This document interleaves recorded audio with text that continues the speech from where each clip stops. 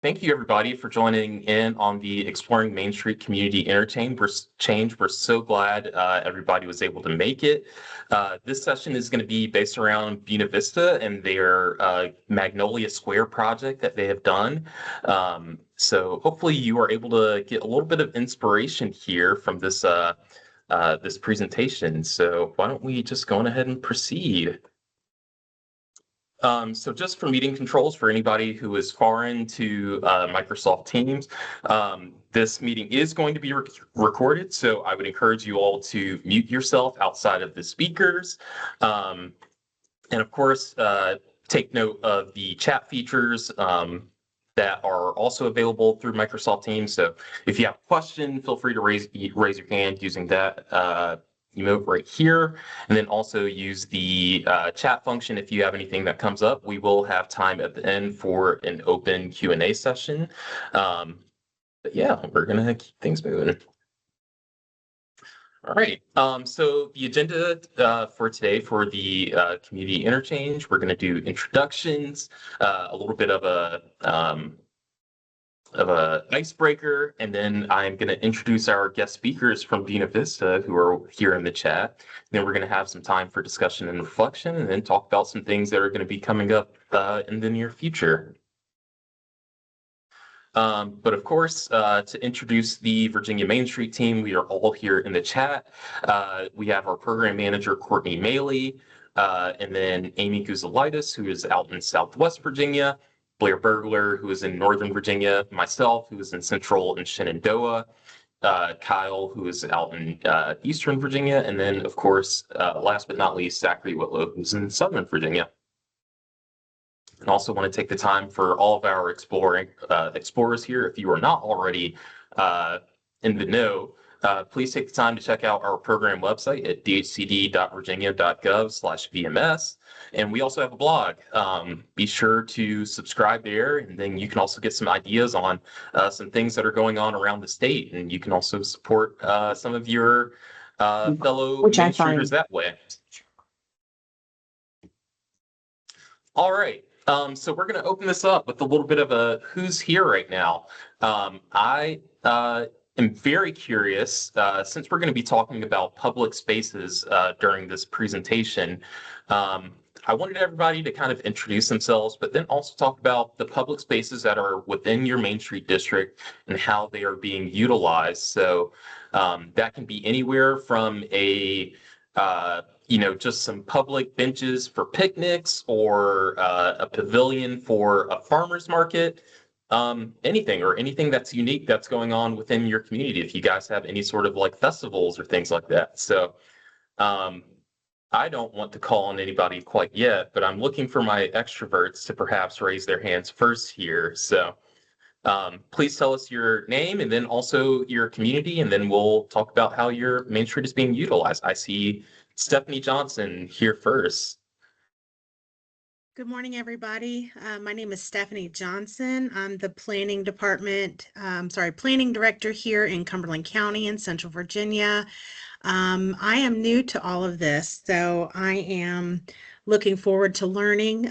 We do have a courthouse complex here that is kind of what our Main Street is, and we have a couple of gas stations, restaurants, some small businesses, and no street lights. So you come through town and you blink and you might miss it. Yeah. Well, I'd love to hear from the Cumberland County Courthouse District, because I've been working with you all just a little bit. So I'm loving to hear a little bit from you all, and we'll be talking a little bit more in the future. Nudge, nudge, wink, wink.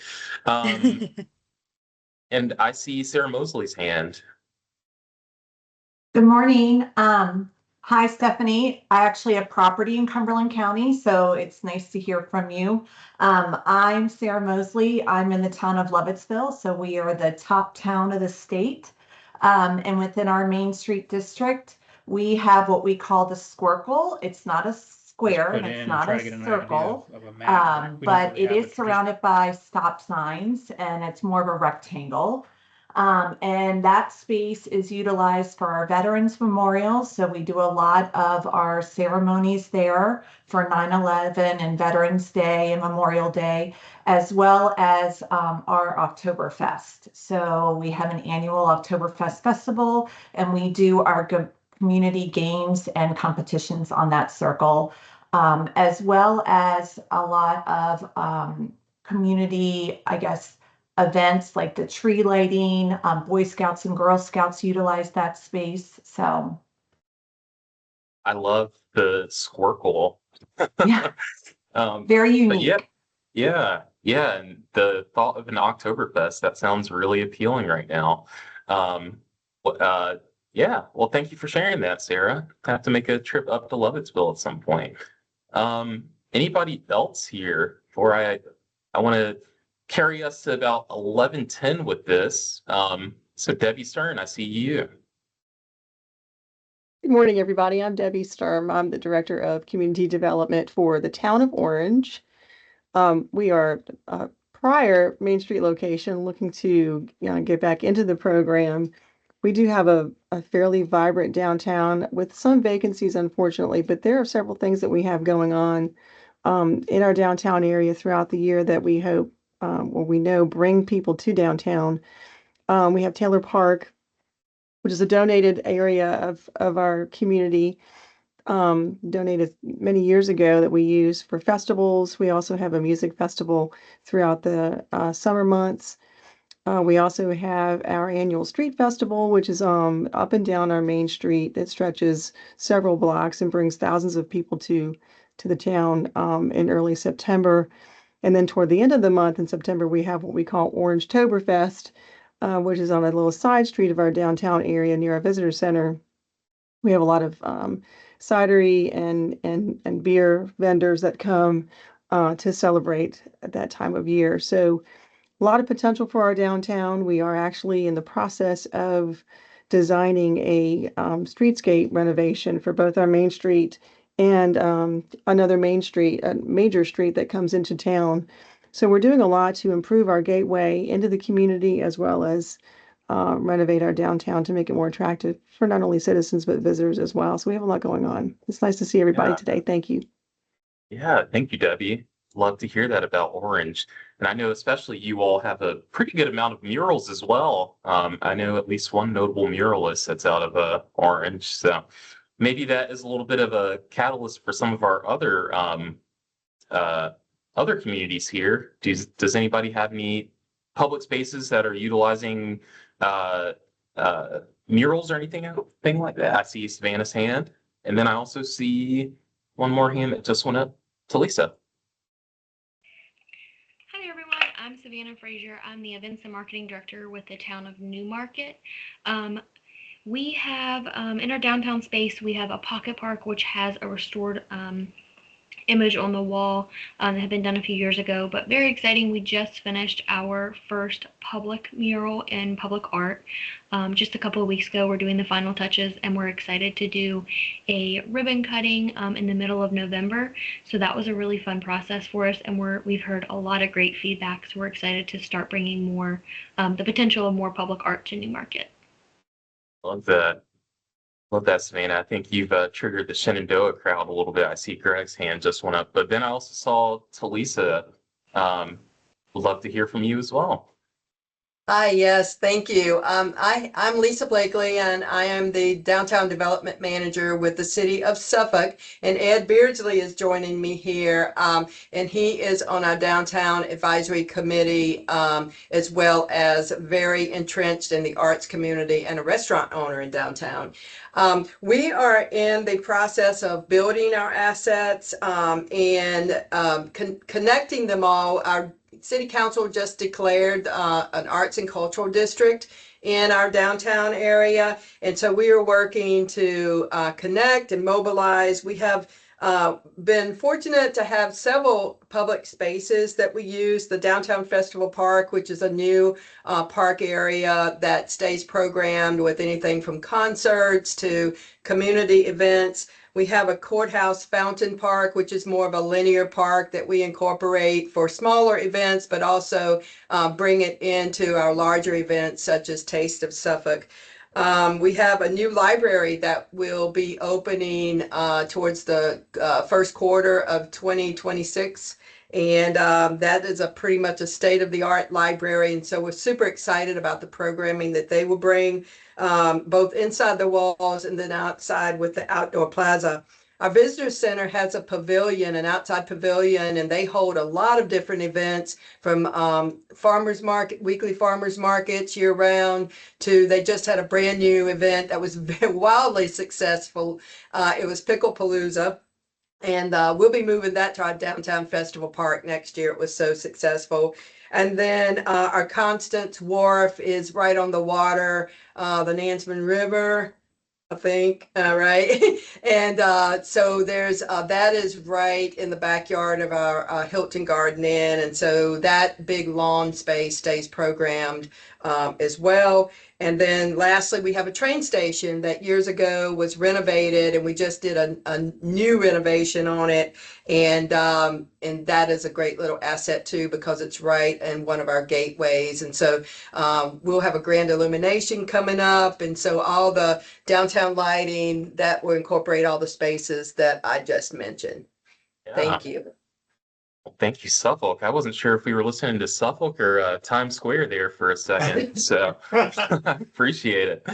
And then I see Greg's hand, and then I also see Craig's, and then from there we're gonna wrap it up from there. And then I also see Laura Messer here as well. Thank you, Greg. Good morning. I'm Greg Beam. I'm with the town of Mount Jackson here in Shenandoah County. We're neighbors to New Market, so definitely congratulations to Savannah and the team there for their beautiful new mural in New Market. A lot of great things going on there.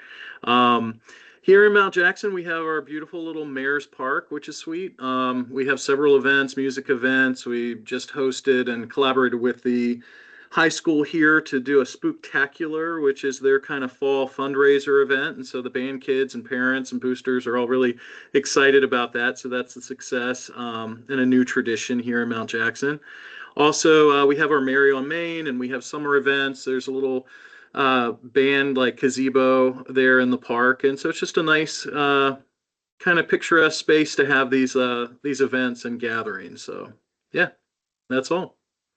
I love it. I love it. Doing programming around the holidays. Love that. Craig, you last but not least. Thank you. Can you hear me? I was having a little mic problem. Oh no, you were coming through great.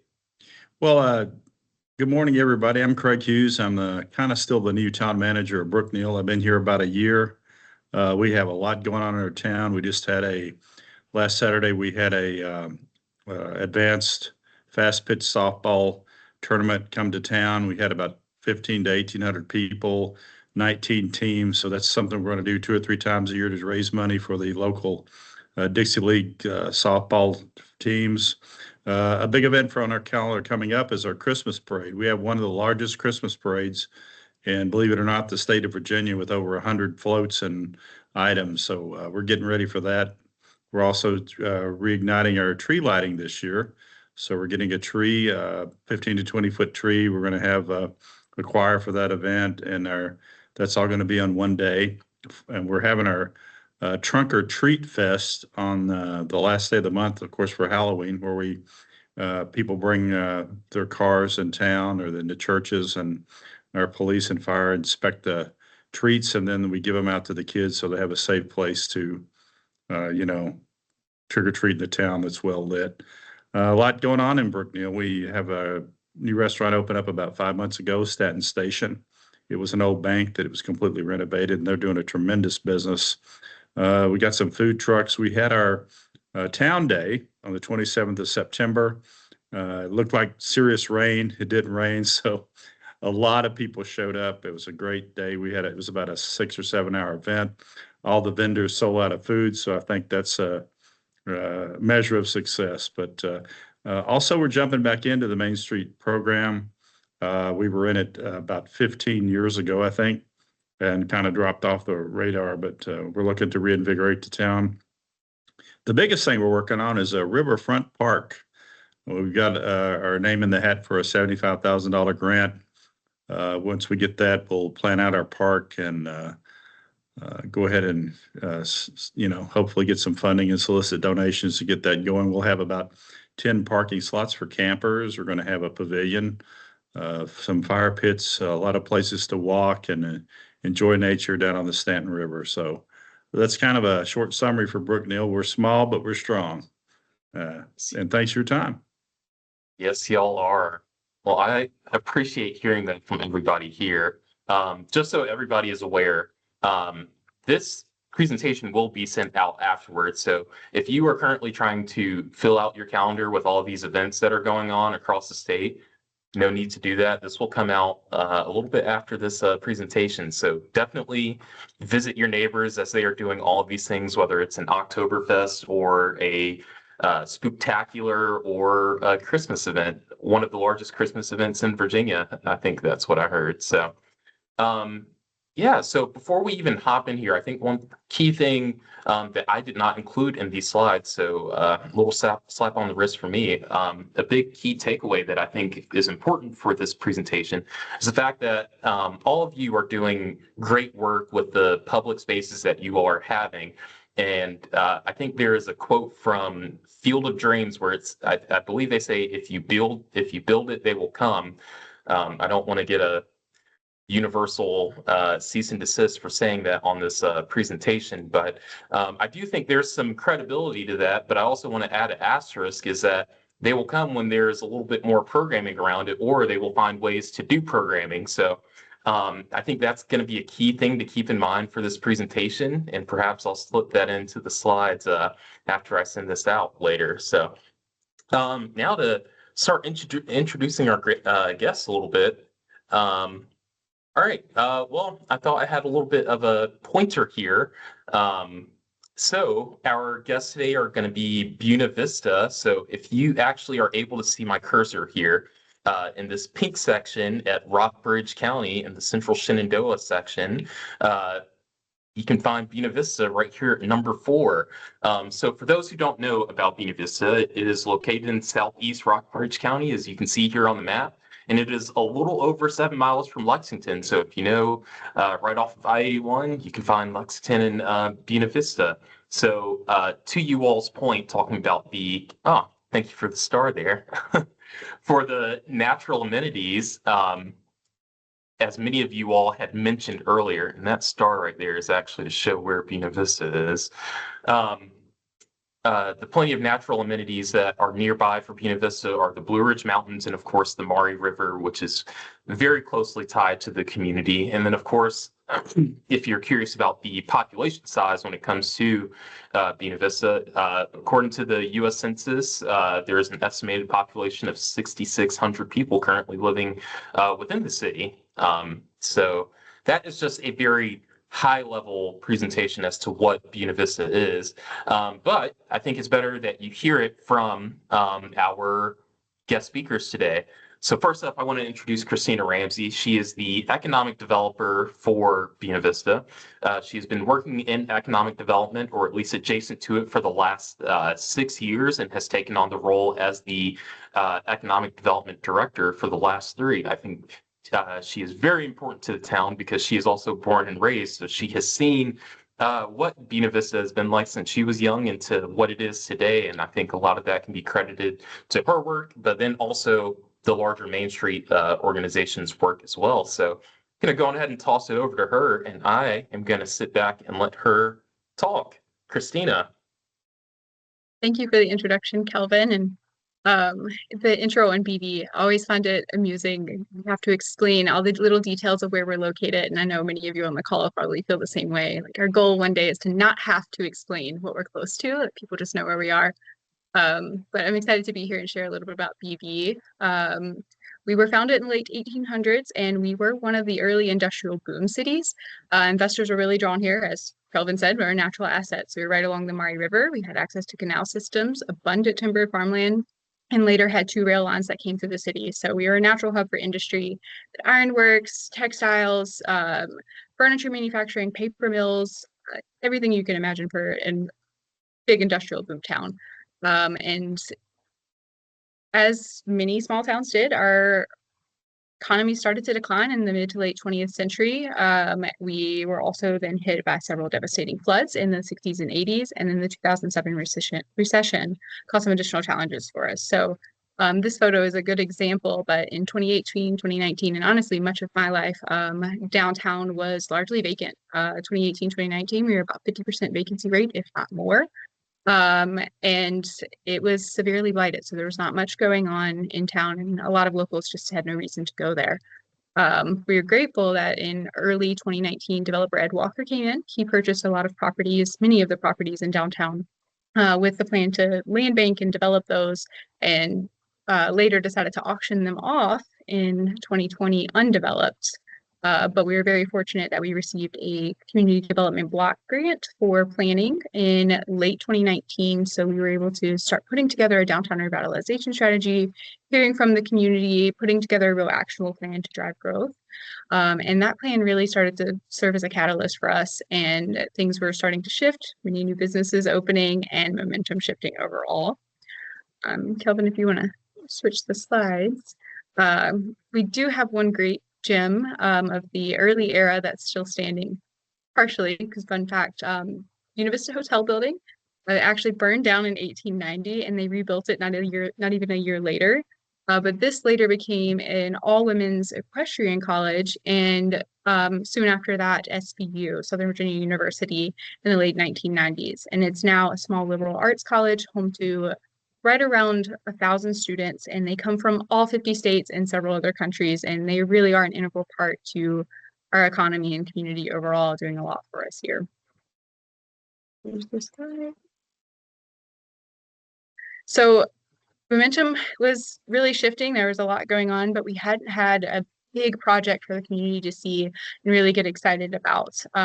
And with Ed Walker auctioning his properties off, and the timing really seemed to align. And this green space that you see on the screen formerly had a building on it that burned down in the late 80s.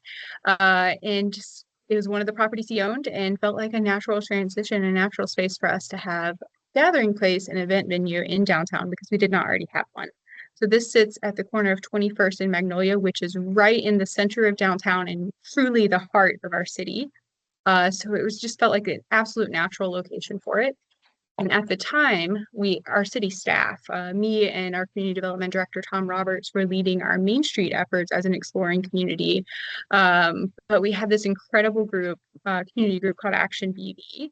And they were working on some smaller scale visible projects like murals and public art projects and things of that nature. They actually put up the little bulletin board you see there on the right of the square, trying to drive more activity in town. And they had started to develop an early vision for developing this out as an event space and gathering space within downtown to give kind of that natural hub for folks to gather and hang out.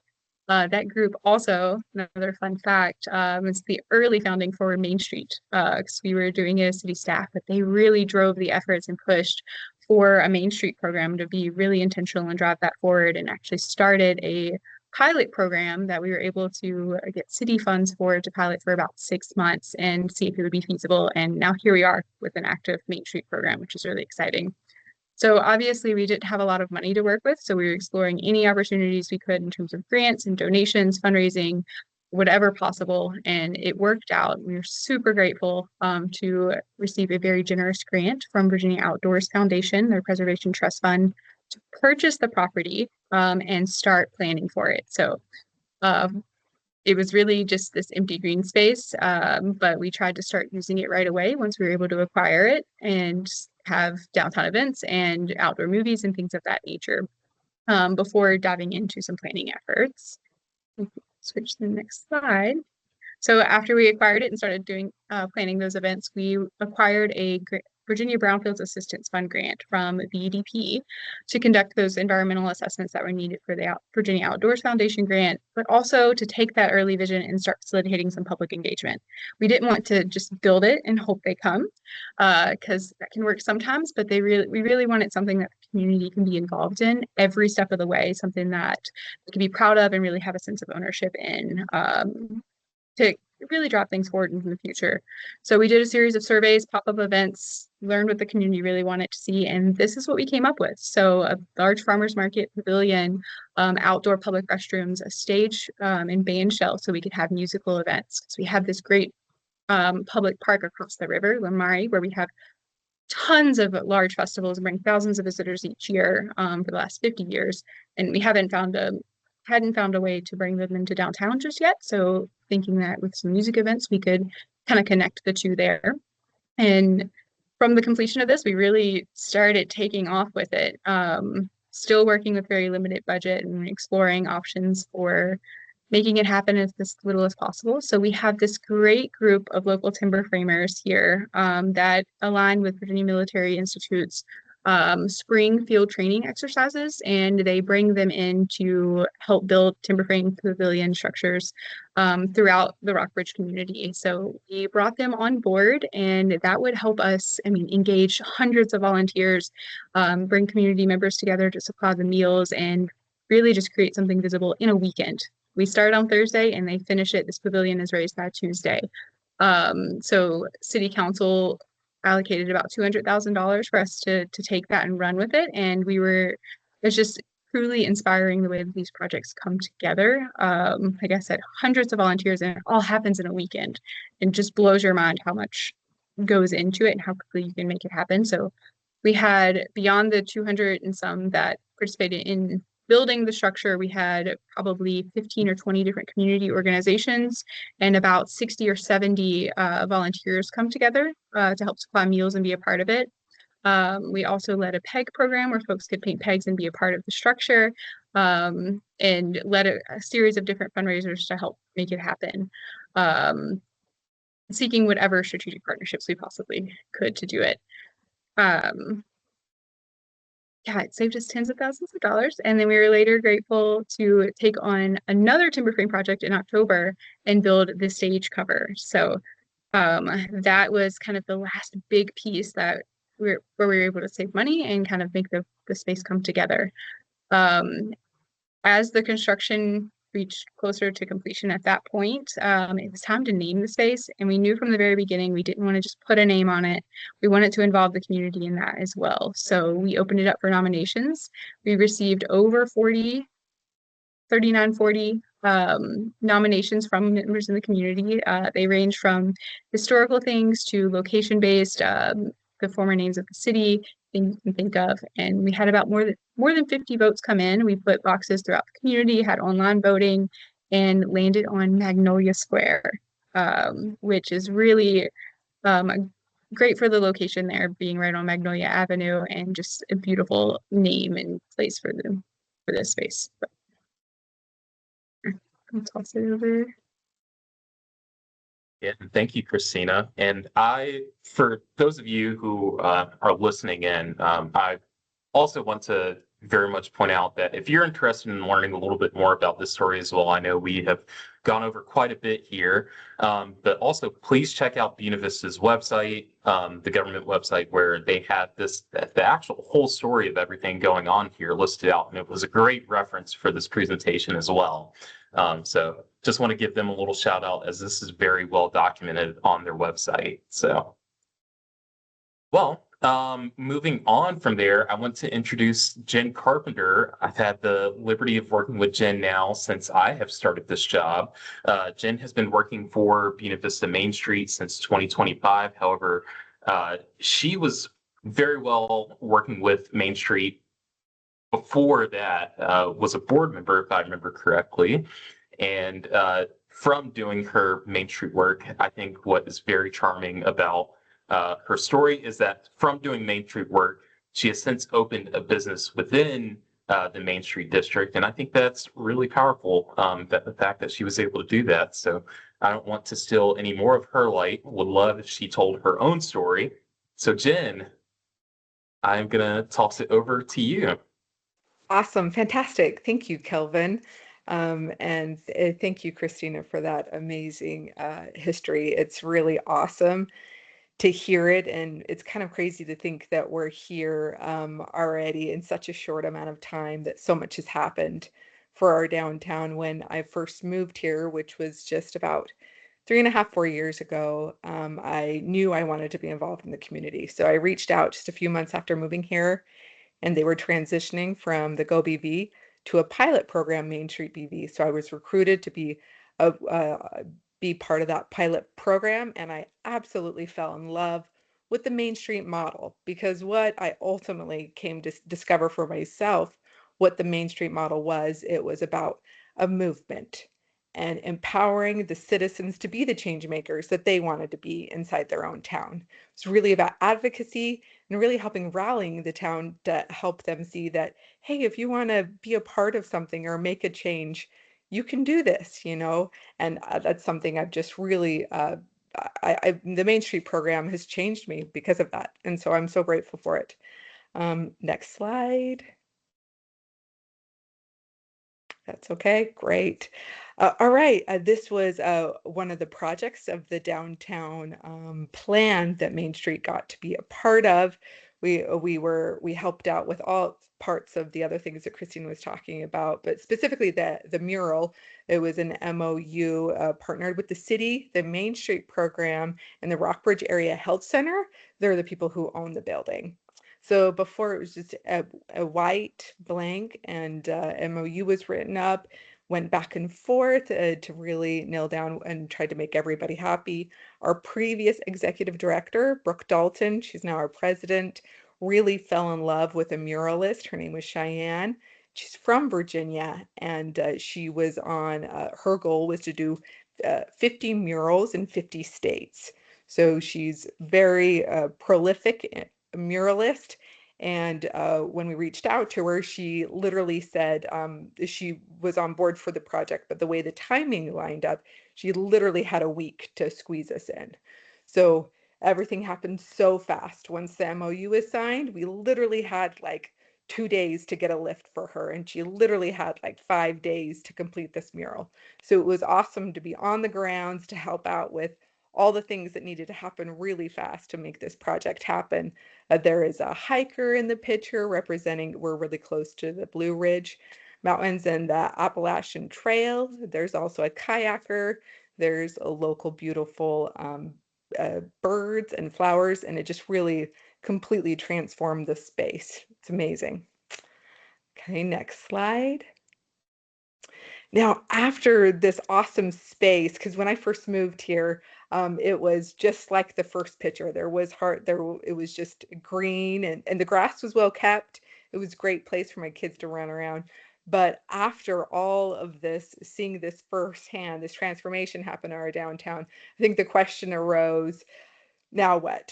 What's the best use for the space? How do we activate the space? And Main Street program has kind of stepped into the role of modeling, activating this space. So specifically, even this year, where we've been in charge over other programs like Spooktacular, a lot that everybody's mentioned, Spooktacular, Christmas tree lighting. We have a Mountain Days, which is like our Oktoberfest. We decided, you know what, we're really going to activate this space. So this year we've added 6 additional events downtown, 3 outdoor movies. We did a huge event with businesses open late with scavenger hunt. We had a historic ghost tour guide that took over roughly about 200 people on different rotations of tours of our downtown, music, games, and we've spread out all of those different events across 3 specific different, what we called Connect BB. So we really activated the space. So to be fully honest, since like the end of July, we have been doing an event downtown every 2 weeks. And it's been awesome as far as the rallying that's happened and the sense of community and just the synergy that feels so alive, in so much that our Mountain Day event, which has been going on for roughly around 30 years, we had the largest historically Mountain Day event that Buena Vista's ever had. We had over 160 vendors, and the attendance was just wild. So it was really awesome to be a part of that. Oh, yay. Thank you for the claps. That's great. So, but I think it's so key of like how, some people walk up specifically being part of Main Street program. I had somebody come up to me about 18 months ago, and I've just loved the Main Street program, and they knew this about me, and they said, Jen, I don't know why you think Main Street is so awesome. I have no idea what you guys are doing. Like, you guys put in benches, you guys did, some planners downtown, like, really, Jen? And that just stuck with me of like, we're doing so much, and it felt like so much, but it wasn't as visual that as to really create the movement that I had felt in myself. And so with all of these different initiatives in place that have taken years, to finally all come to fruition, and then for us to be ready to go to hit the ground running with all of these different events.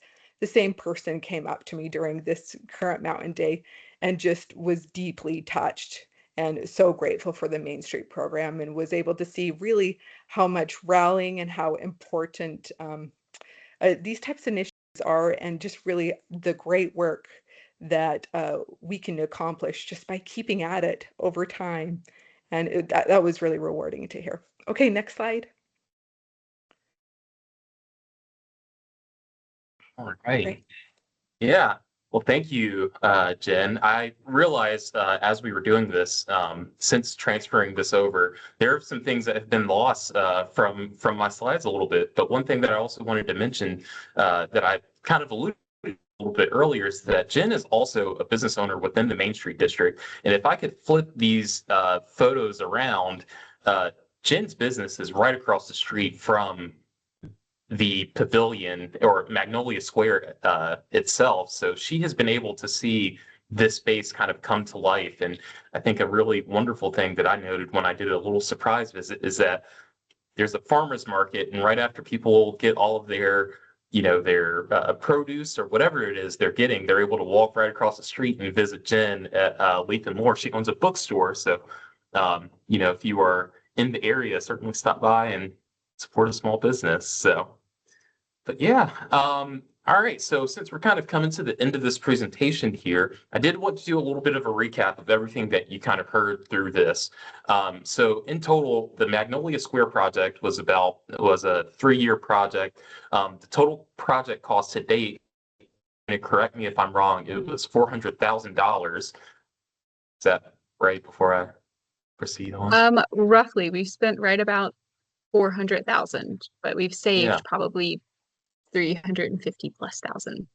Yeah, all from the volunteer time. So they have had a wonderful amount of volunteer time donated from partners within the area. So that is their local colleges, a local timber framer, and I'm sure there are plenty of other people that I have not also mentioned that are also volunteering as well. But they are all there. So certainly, if you all are pursuing these opportunities within your community, certainly think about what's going on in the larger picture. I know it's very easy for us to get hyper focused on our Main Street districts, but there are partners in the larger area that can come to the picture to advance your Main Street goals.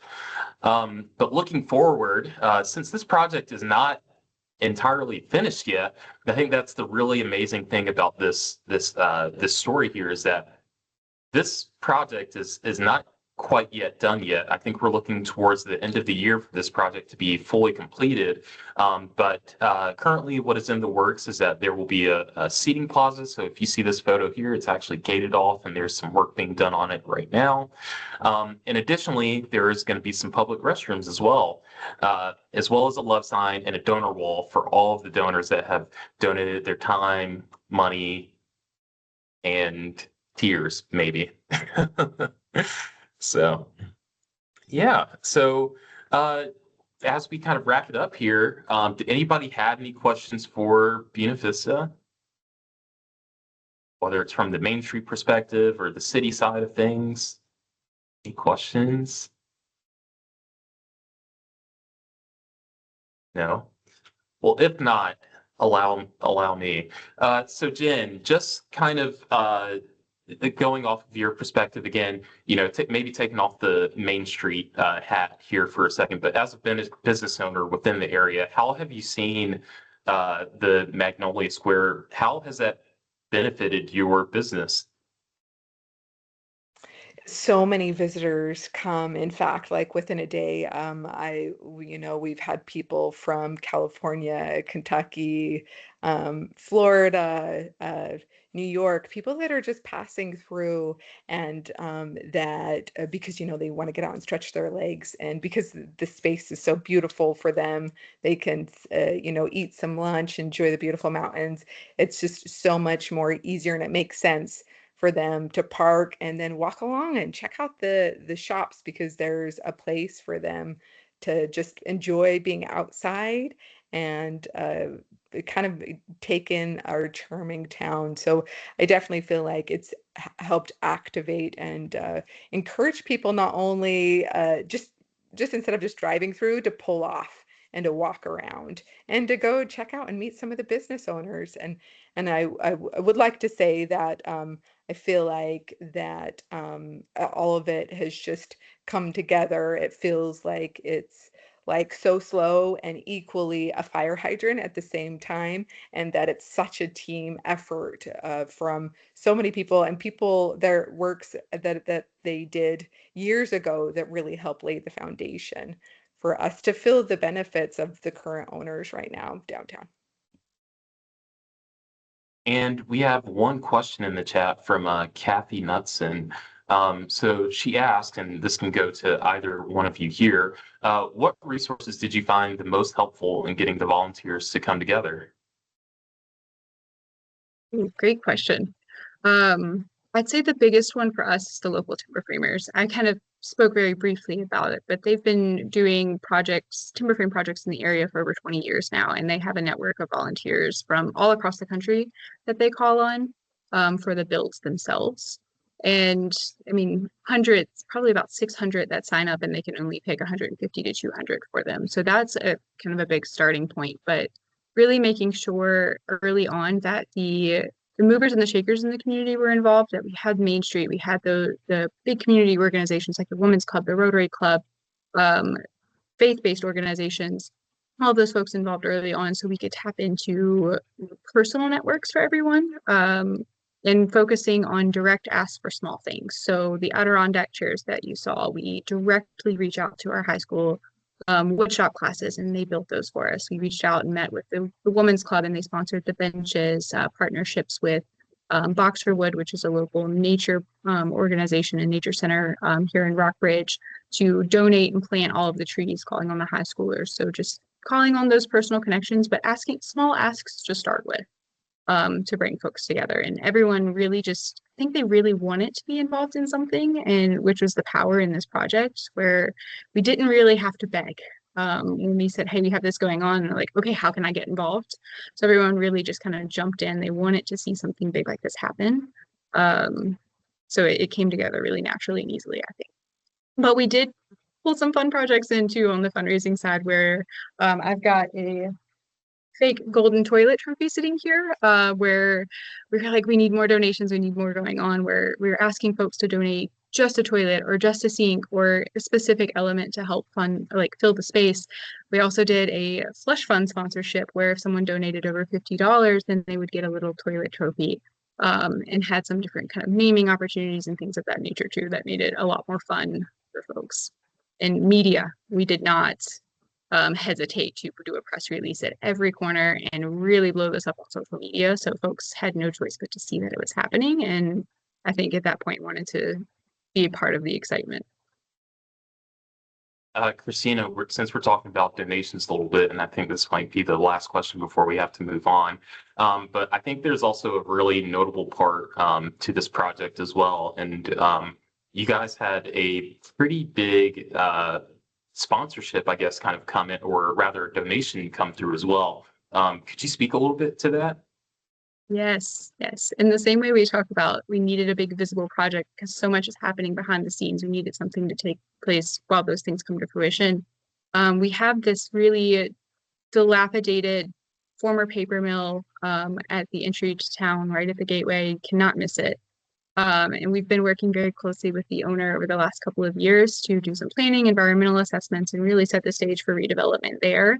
But it's going to take 5, 10, 15 years to really pull that off. And we were talking about this project in downtown, and his father had actually been part of the business here in BV. And he's like, that's really cool. While we're doing this, like, I want to be engaged with the community, and I want the community to be engaged in the redevelopment of our property, the Bontex property here in town, and donated $20,000 towards the project, which was just mind blowing to me. Originally committed to 10,000 and sent the check for 20. And he donated that in memory of a local guy here who was caring for the property.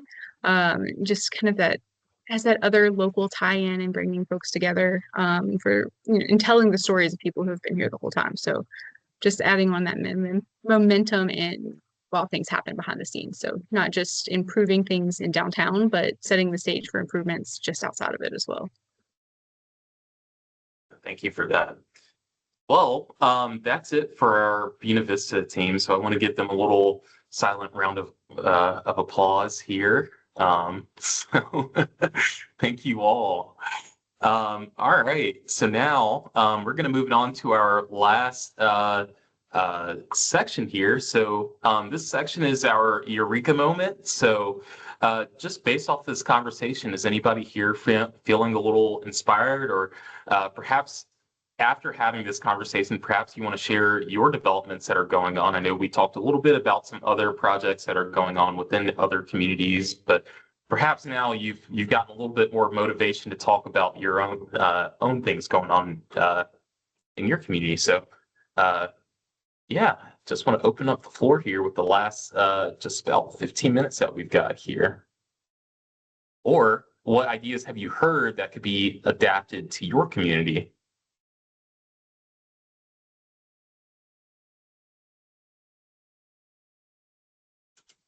I know we're getting close to lunchtime, but don't flatline on me just quite yet. Oh, okay, that was you, Christina. That was in the chat here. I know we have a couple from earlier if you need to take a look back at some things. Well, it seems like people still have some questions for Buena Vista here. Here's one from Susan. Can we point other communities looking to improve their farmers markets to you, Buena Vista? I don't want to speak for them, so Christina? I am always happy to chat with folks about improving the public spaces, the gathering spaces that we have, but we do not run our farmers market. We do have a separate nonprofit that runs the farmers market itself. So I could not speak directly to actually improving or running the farmers market itself, but happy to chat about the public space. So,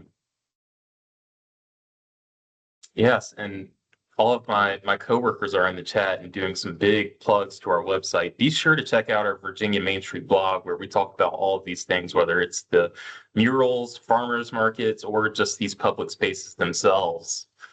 But yeah. Well, if we don't have anything to share, I don't want to twist any arms here, but I appreciate everybody for spending the time with us for the last hour. One last thing that I just kind of want to leave here is just some things that are going to be coming up in the future. So, of course, for our Exploring Main Streets, the annual reports are going to be coming up soon. It's a really simple process. In fact, when this goes out to you all, you're going to be able to click this link and start working on the annual report itself. And of course, if you are looking for any sort of grants or things like that, we are also going to have our FY27 How to Apply coming up in the near future. I believe that is going to be in mid-January. And then we have already updated our website as well. Another plug to our website for our 2026 Virginia Main Street training calendar, where you can see all of our upcoming programming that we're going to be doing for our Exploring Main Streets or simply our Rev Up. So be sure to keep an eye out for all of those things. Again, in an upcoming email, you will have all of this information. So yeah, I think that does it for our time here. I'm going to give you guys back 10 minutes to run and grab something to eat, grab a coffee. But yeah, I appreciate everybody being here. And if anybody has any final thoughts on what we can clarify to help you understand what was discussed here. So other than that, it's going to be the end of this presentation. Thank you, everybody. And thank you, Buena Vista, one last time. Thank you, Kelvin. You're so awesome. Thanks, everybody. See you all. Bye.